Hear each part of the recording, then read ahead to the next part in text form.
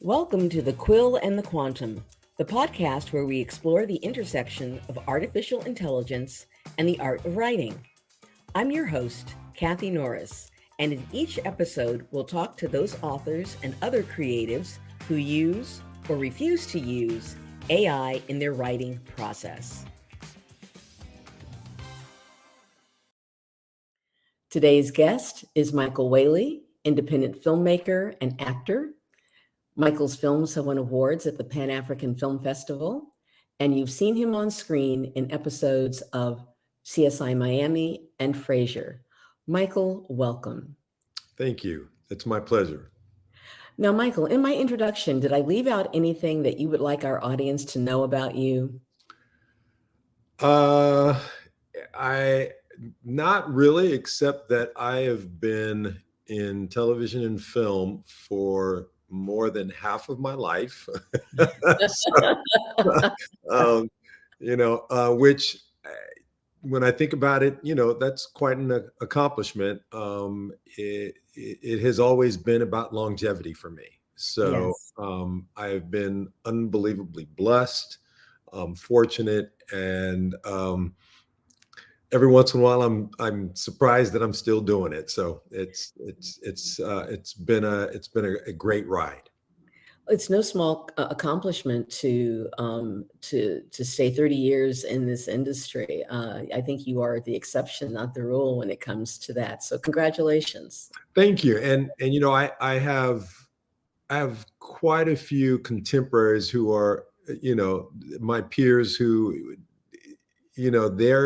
they're still out there making waves and doing things, and very inspirational, and I just love it, and we've been friends. I have a group of friends, or a circle of friends. Wow, we've known each other, for 30 years. So, they're still doing it too. So I think that's amazing. Well, hats off to all of you. When it comes to artificial intelligence, how do you use AI, either in your acting, uh, in your acting space, or in your filmmaker space, or in your personal space? Well, definitely in my personal space. Mhm. And limited to the chat GPT. Uh-huh. Um, um, I have used it to help create maybe some type of presentation, Mhm. um, a pitch. Recently, I used it to um, uh, for a treatment that I had, and I needed to condense it down to a 2-page summary. Hmm. So it was a 15-page treatment, and I needed to cut it down to 2 pages.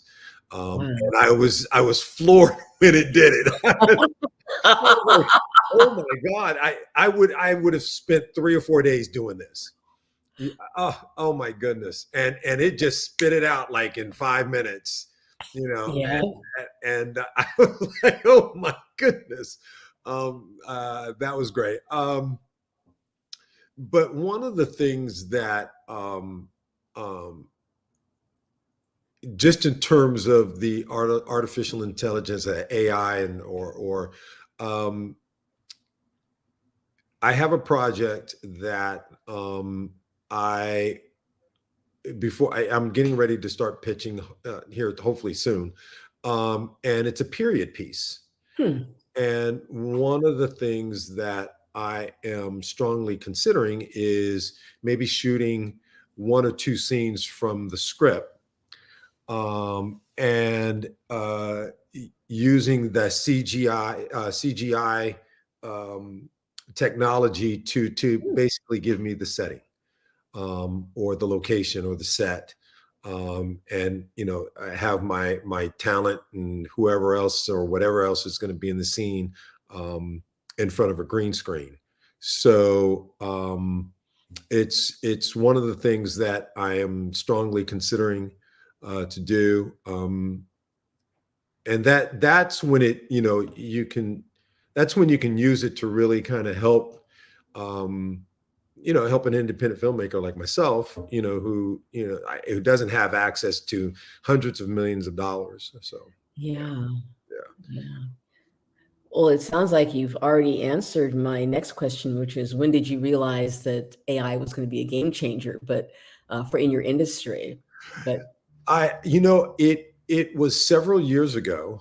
Uh, I have a family member who is, who's been in the video game industry for years. And I've had the opportunity to see up close what he does.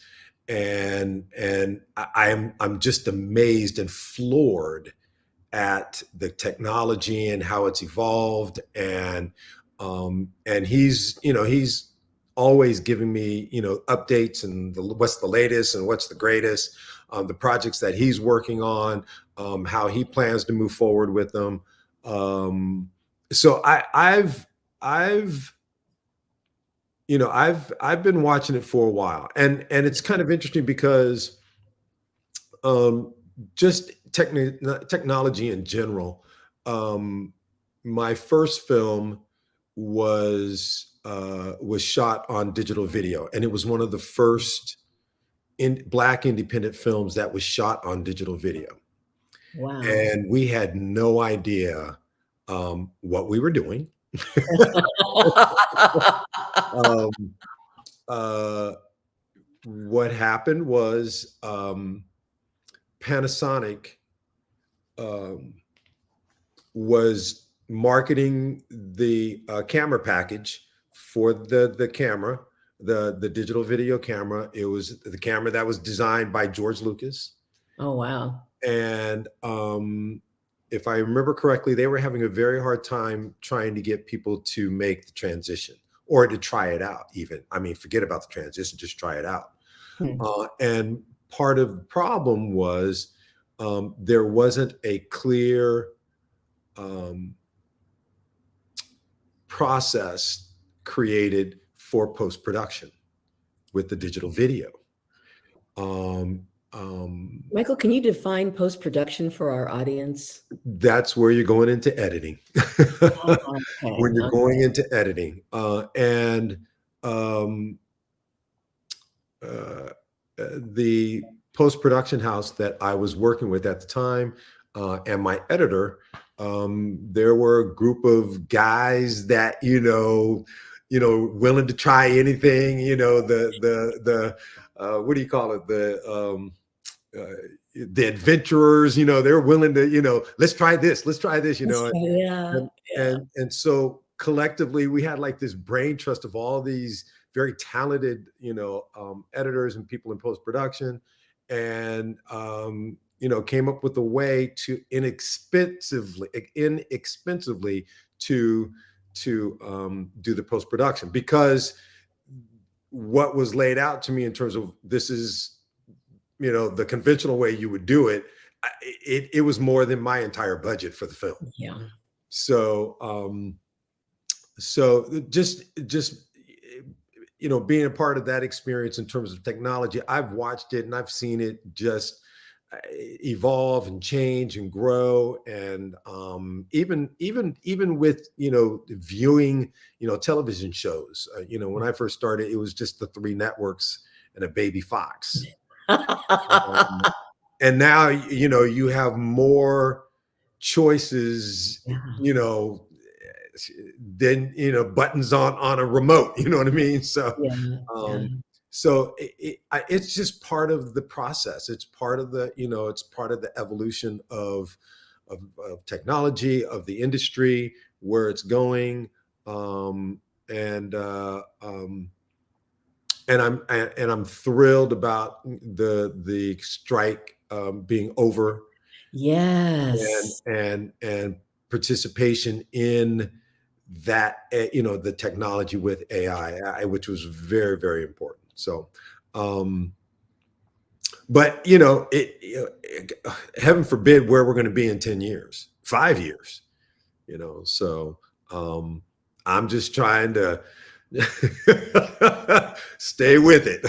You and me both, boy. It is just amazing. Like you said, that first time that I was writing a short story and I needed some DJ names and I wasn't coming up with anything. And I asked Chat GPT and boom, There you boom. go. Yep.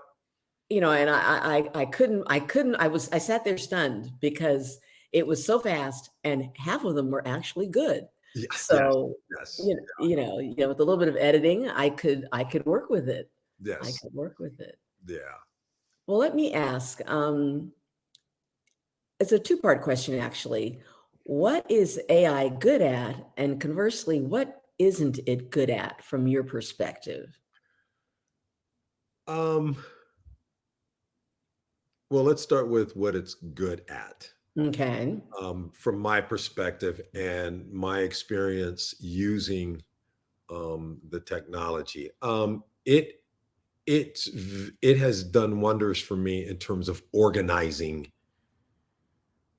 things that I one, either I don't have the time to do it, Mhm.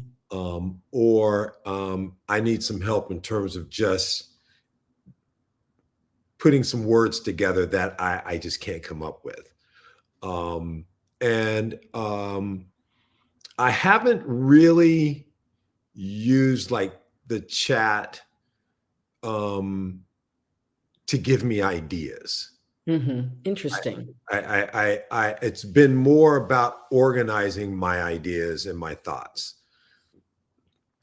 as opposed to actually giving me ideas. Mhm. Um,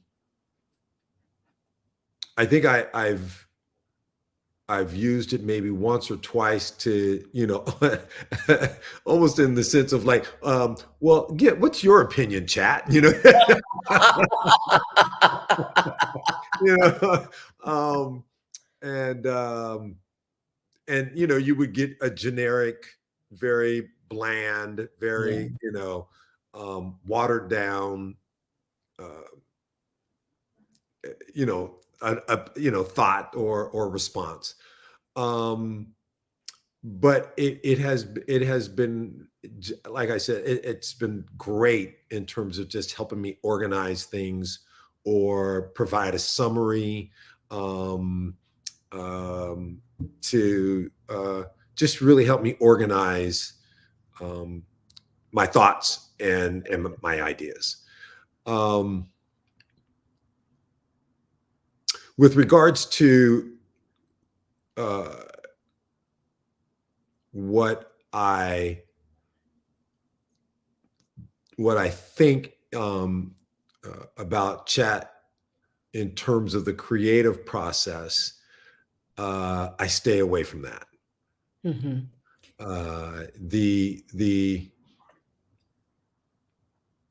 The idea of engagement, human engagement, emotions, feelings, um, personal and thoughts and ideas. Uh, I think I stay away from that because because as an actor, as a writer or a director, whatever I'm trying to create or whatever I have in my mind or in my heart, um, it's not going to have that human engagement, that human feeling, that human touch, that and part of that is because a lot of times it's whatever's happening in the moment, Mm. Mhm. whatever you're creating, what any performance. If I'm in the middle of shooting a scene, whether as a director or an actor, I have no idea what my fellow actor or performer I'm working with. I have no idea what they're going to bring until we actually do it. All right. Wow. And that's where the magic comes. That's where, wow, that was that, I like that. That was good. Yeah. And you're not going to get that from the AI. Here, here. I love that idea. That's where the magic happens, in ways that can't be planned or plotted in advance. You might have all the ingredients for the stew, but not until you put everything together and turn on the heat do you know what you're really going to get. And Exactly. You can put the posts in terms of helping you stay within the story structure, Mhm. but those moments where you were not expecting that was not what I read on the paper, and Uh-huh. and Yeah. those surprises they're unbelievable. I love them. I love them. I love to see what what somebody brings to the script or to their character, that I didn't see it. I didn't see that coming. I love that, the idea that different people bring different interpretations, and you might be Exactly. convinced you know exactly what the meaning is or the subtext is until you're working with another human being who reacts to you in a way that you go, "Oh my goodness." You know, Exactly. Exactly. you know, I but remember I was doing when I was doing this show, Profiler. Whew. Um, and it was a very intense scene, and I was preparing for it as if I knew how the other actress was going to perform in the scene. gotcha. And when we got on the set and we started rehearsing it and we were going through it, it was so flat. It wasn't going the way that I had imagined it. And I remember the director um, grabbed the sides from me, and he said, "Forget about the script. I mean, forget about the words. Forget about the words. Just I want to hear it, straight from your mouth. What you're feeling, what's going on right now, and then go from there." And he gave me one word direction. He said, "Keep it taut." Hmm. And I will never forget that. The lesson was, you have no idea what's going to happen when the cameras are rolling. You have no idea. And what I love about that story is that it's not just the actors, but the director that was involved in creating that moment. That Yes, it's so who knows? I mean, you really walking into it, you would not have known. you have no idea. And walking from my trailer to the set is always a powerful moment. That walk, that 2-3 minute walk, is one of the most powerful moments for me, or time, where I work on becoming just a blank page. Blank page. I know what the script is. I know what the words are. I know what the scene's about, but I have no idea what's going to happen. I don't know how it's going to play. Oh, that gives me chills. It's just like you're stepping off the ledge, and Absolutely. you don't Absolutely. that's it. You don't Yep. know, and you're Yep. totally out of control. You got it. Uh and it's about being, as present, just being present. Yes, It yes. plays the way it's going to play. Or as my younger brother likes to say, "It is what it is." It is what it is. My wife says the same thing. It is what it is, so yeah, I Well, love I that have process though. it sounds, it sounds like when you say mix, that about being present, in the moment in a way that we're all striving for. It sounds like you that moment happened and AI had nothing to do with it. Exactly. Um, And AI can't recreate that. It can't create that presence, that mhm. in the moment presence. Uh, and so that's one of the reasons why I stay away from creating anything through it, um, for me, for me. You know, you're not alone. There was a survey that the Authors Guild did this year about using generative AI for authors in their writing process. And of that group, 47% said they use AI as a grammar tool, um, and 29% said they use it to brainstorm plot ideas and characters. And 14%, just like you, said they use it to structure and organize drafts. But what was fascinating was that only 7% of the writers who used generative AI said they used it to generate the text of their work, which is, of course, I think the heart of that's where the rubber meets the road. When, you know, everything that you bring to the page, most authors are saying, that's not the main use of the tool. But fascinating. Well, I've asked the questions I wanted to ask. Thrilled that SAG-AFTRA is at least looking like they're heading to some sort of agreement. Is there anything that we've left out that you want to add, or anything that you would like to say? Um, just continued to support the creative community. Hmm. This strike has been very, very hard on a lot of people in the industry, and with the writer's strike before this, uh, there are the writers and the actors are just the top of the cake. They're all of the other people, the crew and people that provide services for the industry. This hit them hard. This hit a lot of people hard. I saw a couple of friends on Facebook where they picked up part-time jobs, working at department stores. This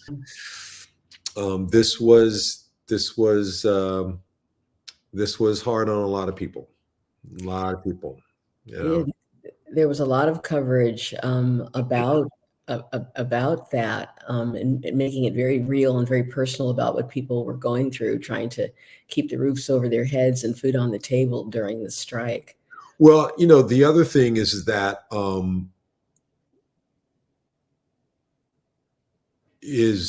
visibly, you saw the actors striking and Mhm. picketing and so forth. But the real stories were people who were struggling, like you said, to keep food on the table, keep their roofs, over their heads. But in addition to that is also the benefits and the residuals that a large percentage of the union, they rely on that, and they're losing benefits or they're losing income just because of the way that the industry has been evolving in terms of uh, television shows, how long a show lasts, the different categories and levels of residual checks. There were a lot of people who lost their medical and health benefits eligibility Mhm. because of the way that the industry was evolving and so forth. And the majority of the actors who really count on the industry for their income, for their livelihood, um, it's all of the things that they're looking for, that they need, that they were losing. Mhm. And uh, I remember a couple of years ago that the union or the SAG Producers Health Plan sent out notices to a lot of people, basically saying, "Hey, you know what? In the middle of your coverage, you're going to lose it. Oh no! I think it was something like that. Don't quote me, but it really came down to um, actors, are eligible for their health benefits based on the income that you receive for your annual, um, the annual amount that you get for that you bring in. And so that, when that starts, decreasing, and you're not getting, the amount that you're used to getting in terms of residuals and stuff, because it's totally different than it was 10, 15 years ago. It's not the same. I'm glad that they were able to get everything squared away. And everybody can get back to work. Here. And hopefully, we, the union and the actors and the writers, and everyone can benefit from what's going on with the evolution of the technology and the AI. So Here, here. I'm hoping that good things will come from this, and that actors can make a living wage, and still manage to live in Los Angeles, one of the most expensive places oh on my the planet. goodness. So, I'm keeping my fingers crossed that it all works out. For Yeah, sure. yeah, yeah, yeah. And the message to my fellow actors and a lot of my contemporaries and friends and peers and so forth. Um, Situations like this breed innovation Hmm. and creativity and stepping outside of your comfort zone. And explore the possibilities of creating your own content. You know what I mean? So, Here, here. Here, here. It's a brave new world. And again, you were talking about, just stepping, or I was talking about stepping off that cliff into the unknown. There's no time like the present. yeah, and believe me, I'm getting ready to step off the ledge. So, Keep you us posted. Keep us posted. yeah, I will. And with these projects, it's a little scary, Yeah. because um, in the past, with my other films and titles and so forth, there was a business model that I had created, very easy to follow. And because of the technology and the way things are now, with streaming and so forth, it's a different ball game. And Yeah. it's that part of stepping off the ledge is going through the learning curve in terms of how this all works now. So Well, I'm keeping my fingers crossed for you. I would, we would love to hear, how it all works out. I'm more than happy to have, Michael Whaley part two, as we find out, what happened with the pitch, I've the whole thing. So just keep that in mind, and thank you so much for taking the time to talk with us about AI and your creative process. Truly appreciate it, Michael. Thank you. Oh, thank you. I appreciate being asked to be a part of this.